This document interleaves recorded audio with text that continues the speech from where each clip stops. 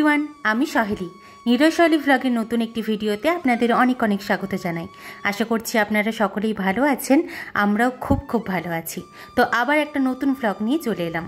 আজকেও অন্য দিনের মতো তাড়াতাড়ি স্নান হয়ে গেছে। আর এখন তো ওই কাতুকে জল দিতে হয়, খাবার দিতে হয়, সেজন্য অন্যদিনও যেমন তাড়াতাড়ি স্নান করি, আজকেও তাড়াতাড়ি স্নান করে তারপর কাতুকে খেতে দিয়ে তারপর নিজেও খেয়ে নিয়েছিলাম। আর এখানে তো সকালবেলার খাওয়ার দাওয়ারই একদম দারুণভাবে শুরু হয়। সকালেই দেখালাম যে চপ হচ্ছিল। বাড়ির চপটা কিন্তু আলাদা রকমের টেস্ট হয়, যেটা দোকানের হয়তো অন্য রকমের টেস্ট হতে পারে। দোকানের চপ অনেকের ভালো লাগে, কিন্তু আমার তো বাড়ির চপই বেশি ভালো লাগে, আর বেশ 2-3টে খাওয়াও চাই। তো মুড়িও খেয়ে নিলাম, তারপর স্নান করে নিয়েছিলাম। স্নান করে চুলও পুরো শুকিয়ে নিয়েছি। অনেকক্ষণ রোদে বসেছিলাম চুপচাপ, কারণ এখন মিষ্টি রোদটাও লাগে, আর এত ঠান্ডা এখানে, প্রচণ্ড ঠান্ডা। ওখানে কিন্তু এতটা ঠান্ডা নেই। তো আর উপরেই ছিলাম এতক্ষণ তিনতলাতে, আমি খুশির গানের স্বরলিপি লিখে দিচ্ছিলাম। তো এখন বাজছে মোটামুটি 1টা। তো আমি এখন নিচে যাব।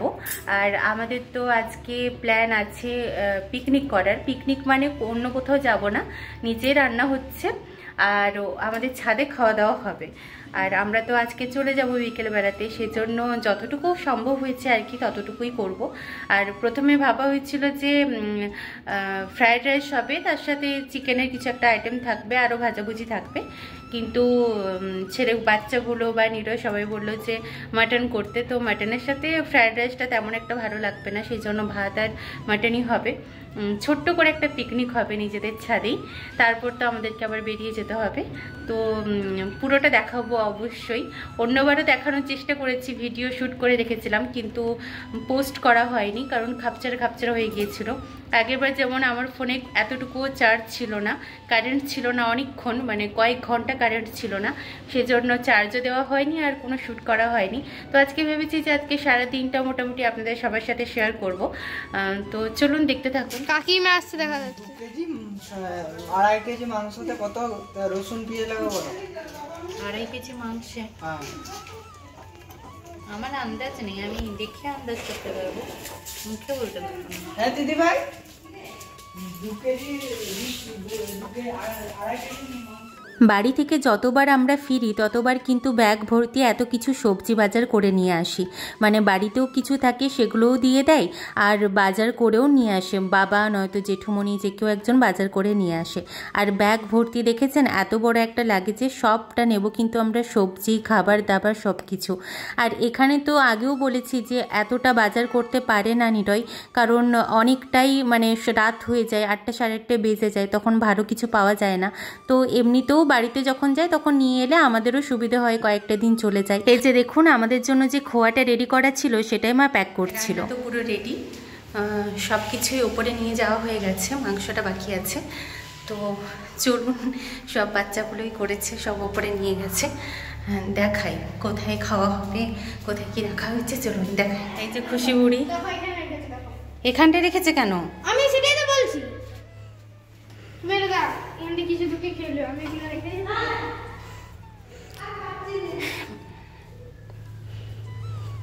ছাদের এখানে তো পুরো কাপড় মেলা আছে, এখানে খাওয়া হবে না, একদম 3তলার ছাদে। এই হলো গিয়ে আমাদের পিকনিক স্পট, মানে 3তলার ছাদ। এখানে সমস্ত আসন রাখা হয়েছে, খাবারও সব নিয়ে আসা হয়েছে। বেশি কিছু আমাদের আইটেম ছিল না, একদম হালকা করে খাবার ছিল। যেহেতু আমরা এতটা ট্রেন জার্নি করব, সেহেতু খুব অল্প অল্প করে আমরা খেয়েছি। আর সেজন্যই ফ্রায়েড রাইসটা নিরয় বাদ দিল, যে না এটা একটু হেভি হয়ে যাবে। মাটনটাও হেভি, সেজন্য অল্প করেই আমরা খেয়েছি, কারণ আমাদেরকে আবার নিয়ে যেতে হতো। তো সবাই ওপরে চলে এসেছে। শীতের রোদে ছাদে ঘুমোনো বলুন বা খাওয়া দাওয়া বলুন, দুটোই কিন্তু দুর্দান্ত ব্যাপার। আমার কিন্তু ছোটোবেলার কথা মনে পড়ে গেল। ছোটোবেলাতে খাওয়া দাওয়া সেরেই লেপ কম্বল নিয়ে আমরা ছাদে চলে যেতাম, আর ততক্ষণ পর্যন্ত থাকতাম যতক্ষণ না সূর্যের আলোটা একটু কমে আসে। তো আমরা দেখুন খেতে বসে গেছি, আর এত বাতাস দিচ্ছিল, দিদিভাই স্যালাডগুলো দিয়েছিল সেগুলো সব উড়িয়ে ফেলে দিয়েছিল। দেখুন আমার এদিকে পড়ে রয়েছে, কি আর করা যাবে, ভাগ্যে ছিল না স্যালাড খাওয়া। তারপর খাওয়া দাওয়া শুরু করে দিয়েছিলাম, একদম হালকার মধ্যে আমাদের পিকনিকটা হয়েছিল। বললাম মেনুটা কি ছিল সেটা বলে দিই চটপট বরং। ছিল স্যালাড, শাক, ভাত, বাঁধাকপির সবজি, মাটন, পায়েস, মিষ্টি, চাটনি, পাঁপড়। ব্যাস। ধানের সিজনের সময় কীরকম চারিদিকটা সবুজ দেখাচ্ছিল, তাই না? আর এখন তো ধান তুলে নিয়েছে, তাই চারিদিকটা কীরকমই লাগে। এখন পুরো চারিদিকটা ফাঁকা, এবং কিছুদিন পরে বা অনেকের হয়তো আলু লাগানো শুরু হয়ে যায়। তো এটা তো আগের ভিডিওতেই বলেছিলাম যে এইসব অঞ্চলে কিন্তু ধান আর আলুটাই বেশি হয়। আর অনেক দিন পরেই তিনতলার ছাদটাতে উঠে না কি ভালো লাগছিল। মারো উপর দেখি, মারো। এর পড়ে যাবে, ওর উপরে রডটা আছে, লোহাটা আছে।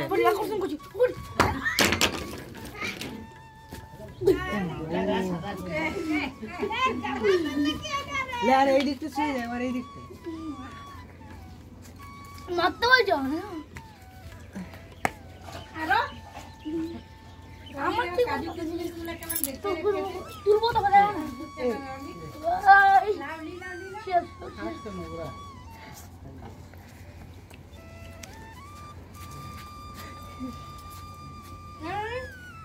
বাড়ির টম অ্যান্ড জেরি দুটোকে দেখলেন?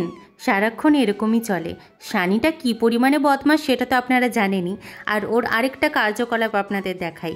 খেতে বসলেই ওর এই যে পরিবেশনটা, ওটাও দুর্দান্ত করে। মানে কাউকে ছাড়ে না, ওকে করতেই হবে। আর দেখুন, খাবার শেষে যখন নিচে চলে এসেছিলাম তখন আমাদেরকে এসে বলে গেল, এ নাও মুখ শুদ্ধি, মুখ শুদ্ধি। দেখলাম বাড়িতে থাকা জোয়ানগুলো ও নিজে হাতে এইভাবে প্যাকেট করে তারপর সবাইকে দিচ্ছে। কি সুন্দর করেছে, তাই না? আমি আর নিরয় দেখে হাসছিলাম যে সত্যি ছেলেটা পারো। ব্যাস, দুদিনের ছুটি শেষ। এখন বাজছে 3:30 মতো। আমরা 3:45 বা 4টার দিকে বেরিয়ে যাব। এখন তো আমরা বাস ধরে যাই, কারণ একা আগে যখন নিরয় যেত তখন বাবা পৌঁছে দিয়ে আসতো, কিন্তু এখন দুজন যাচ্ছি। দুজনকে দুটো বাইকে পৌঁছানোর কোনো দরকার নেই। এখান থেকে বাস যাই, তো স্টেশনে নেমে তারপর একটু হেঁটে তারপর টিকিট কাউন্টার। তো যাই হোক, চলুন নিচে চলে যাই, তারপর বাকিটা কিভাবে যাই সেটাও আপনাদের সাথে শেয়ার করব। বাড়ি থেকে স্টেশন পর্যন্ত বাসে যদি যায় তাহলে কিন্তু মিনিমাম 20 থেকে 25 মিনিট তো সময় লাগে, কারণ অনেকগুলো স্টপেজ থাকে। তো বাসে যেতে আমার কিন্তু প্রথমে প্রচুর খারাপ লাগতো, জানেন তো। আমি আমার মেস লাইফের অভিজ্ঞতা বলি। আমি যেখানেই যেতাম, মানে ছোটোবেলা থেকে বলছি, মামাবাড়ি যখন যেতাম তখন খুব কষ্ট হতো। তো মানে অনেকটা জার্নি হয়ে যেত, কিন্তু মেসে যখন লাস্ট কয়েক বছর আমার ট্রেনের থেকে আমার মনে হয়েছিল বাসে যাওয়াই সুবিধে, কারণ এই যে কানে হেডফোন নিয়ে নিলাম, গান শুনতে শুনতে কখন পৌঁছে যেতাম বুঝতেই পারতাম না। তো দেখুন আমরা নেমে গিয়ে হাঁটছি, কারণ কিছুটা হেঁটে হেঁটে যেতে হয়। আর লাগেজটা এত ভারী ছিল, প্রচণ্ড ভারী ছিল। কিছু কিছু জায়গায় রাস্তা খারাপের জন্য দুজনকে বয়ে বয়ে নিয়ে যেতে হয়েছিল, বাকিটা তো সুন্দর চলেই যাচ্ছিলাম। তো স্টেশনে এসে আমি দাঁড়ালাম লাগেজটা নিয়ে, আর নিরয় টিকিট কাটতে গেল। এদিকটা পুরো নতুন হচ্ছে, ভীষণভাবে উন্নত হচ্ছে চারিদিকটা। এখন যে কোনো স্টেশনই দেখবেন এখন চারিদিকটা বেশ সুন্দর হচ্ছে। সত্যি গড়বেতার কিন্তু আগে এরকম লুক ছিল না, এখন কিন্তু দারুণ করছে। তারপর আমরা ভেতরের একটা এই দোকান থেকে নিয়ে নিলাম কিছু খাবার দাবার। তারপর ট্রেন চলেও এলো। মাঝখানে কিছুক্ষণ সময় বসতে হয়েছিল, সেটা আর ক্যাপচার করিনি। তো আমাদের টিকিট কনফার্ম ছিল না, বললাম আপনাদেরকে আগের বাড়ি। তো যা হোক করে আমরা খড়গপুরে গিয়ে আমরা ট্রেনের মানে সিটটা পেয়েছিলাম। তারপরে খাওয়া দাওয়া শুরু করে দিয়েছিলাম, কারণ প্রচণ্ড খিদে পেয়ে গিয়েছিল আর অনেকটা সন্ধেও হয়ে গিয়েছিল, অনেক আগে খেয়েছিলাম। তো দেখুন চলেও এলাম, আমরা হাওড়া ঢুকছি। তো নিরয় বললো যে এখানে একটা ছোট্ট ভিডিও করে নাও। তো এখানে যখনই ওকে ভিডিও করি দেখতেই পাবেন যে ওর রিয়াকশানটা কীরকম হয়, ঠিকঠাকভাবে তাকায় না, বা কখনো কখনো বললে একটুখানি হাসে। যাই হোক, আমরা নেমেও গেছি। তারপর নেমে না এখানে একটা ছোট দোকান থেকে ভাবলাম যে পরের দিন সকালের জন্য একটা পাউরুটি নিয়ে নিই। স্লাইস যে পাউরুটিগুলো হয় সেগুলোই নিয়ে নিয়েছিলাম। তো আগেরবার আমার মনে আছে, আমি আগেরবার স্লাইস পাউরুটির সাথে সাথে আরও অনেক রকমের মানে 2-3 রকমের খাবার নিয়েছিলাম। তো এত নিরয় রেগে গিয়েছিল, বলেছিল তোমার জন্য আমি ট্রেনটা ফেল করব। মানে একটু সময় লেগেছিল, কিন্তু তাও প্রচুর রেগে গিয়েছিল। তো এবারে ওই জন্য তাড়াতাড়ি আমি করেছিলাম এই 4টে ছোটো ছোটো বিস্কিটের প্যাকেট আর ওই স্লাইস পাউরুটি, ব্যাস আর কিচ্ছু নিইনি। আমরা 13 নম্বর প্ল্যাটফর্মে নেমেছিলাম, আর আমাদের পরের লোকালটা থাকে 3, 4, 5 যে কোনো একটাতে থাকে। তো কিছুক্ষণ গিয়ে দাঁড়াতে হয়, বা অনেক সময় থাকে যে ট্রেনটা হয়তো চলে আসে, আমরা তাড়াতাড়ি করে উঠে যাই। তো এটাতে তখনও অ্যানাউন্স করতে দেরি ছিল, ট্রেন চলে এসেছিলো কিন্তু অ্যানাউন্স করার পরে তারপরে উঠে পড়েছিলাম। দেখতেই পাচ্ছেন চারিদিকটা কী অবস্থা। এদিকে কিন্তু পরপর লোকাল থাকে, এটা একটা সুবিধে, যত রাত্রেই হোক না কেন লোকাল পেয়ে যাওয়া যায়। তো দেখুন প্রচণ্ড ভিড় এই ট্রেনগুলোতে, প্রচুর, মানে ওঠার সাথে সাথে কিন্তু ভিড় হয়ে গিয়েছিল এরকম। যাই হোক, নেমে আমরা আবার টোটো করে নিয়েছিলাম, আর যখন নামি আমরা তখন আমাদের বাজছিল মোটামুটি 10:30টার মতো।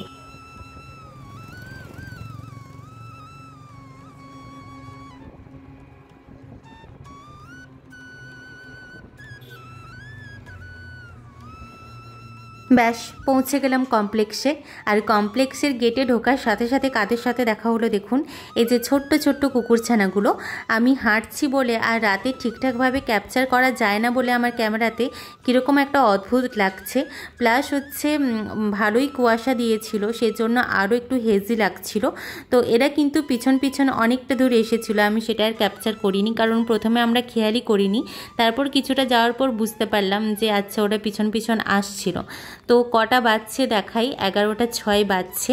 বুঝতেই পারছেন অনেকটাই রাত হয়ে গেছে, আর ভীষণ খিদে পেয়ে গিয়েছিল। মনে হচ্ছিল কখন রুমে যাব, কখন ফ্রেশ হব, খাবার গরম করতে হবে, তারপর খাবো, যত তাড়াতাড়ি পৌঁছাতে পারবো ততই মঙ্গল, এরকমটা মনে হচ্ছিল। আর ওনার এই যে গেটটা খুললো, ব্যাস আর কোনো কাজ নেই, এরপর ফ্রেশ হবে আর চুপচাপ বসে থাকবে, ফোন ঘাঁটবে। এরপর আমার যত কাজ, মানে এরপর সব কিছু এই যে ব্যাগটা থেকে খুলে বের করব, সব খাবার দাবার সব এক জায়গাতেই করা আছে। এই ব্যাগটার মধ্যে খাবার দিয়ে দেয় মা, আর বাকিগুলোতে দেখতেই পাচ্ছেন সমস্ত কিছু। আজকে আর এগুলো বের করব না ভেবেছি, কারণ আমাকে এখন খাবার গরম করতে হবে। কি সুন্দর এখানটা ফাঁকা লাগছে, পরিষ্কার লাগছে। আবার কাল থেকে আমার শুরু হবে জার্নি।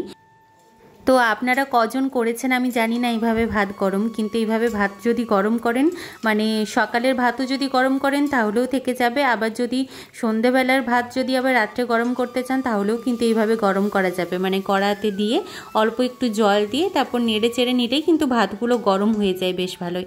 আর অল্প একটুখানি বাঁধাকপি দিয়েছিল, কারণ জানে আমরা খাবো না। আর মাটন ছিল সঙ্গে, তারপরে 2 পিস মাছ ভাজা দিয়েছিল, পরের দিনের জন্য আমাদেরকে আর কিছু বাজার করতে হবে না। আর পায়েস দিয়েছিল, আর তার সাথে দিয়েছিল পনির। অনেকটা পনির করেছিল দিদিভাই আমাদের জন্য, যে আমরা 2 দিন ধরে যাতে খেতে পারি। অনেকটা মোটা ছিল এটা। আজকে তো আর কিছু করার নেই, কালকে করব। এইভাবেই ঢাকা দিয়ে রেখে দেবো ঠিক করেছি। মানে ঝুড়ি ঢাকা দিয়ে রাখলে অসুবিধের কিছু নেই, আমাদের এখানে তো আর ফ্রিজ নেই, এইভাবে আমাদেরকে রাখতে হবে। তো এইভাবে আমি কয়েকটা জলের উপরে, মানে পায়েসটাকে জলের উপরে আর বাকিগুলোকে এইভাবেই রেখে দিয়েছিলাম। যাই হোক, আজ এই পর্যন্তই, আবার দেখা হবে নতুন কোনো ভিডিওতে। ততদিন পর্যন্ত অবশ্যই কিন্তু সকলে ভালো থাকবেন এবং অবশ্যই সকলে সুস্থ থাকবেন।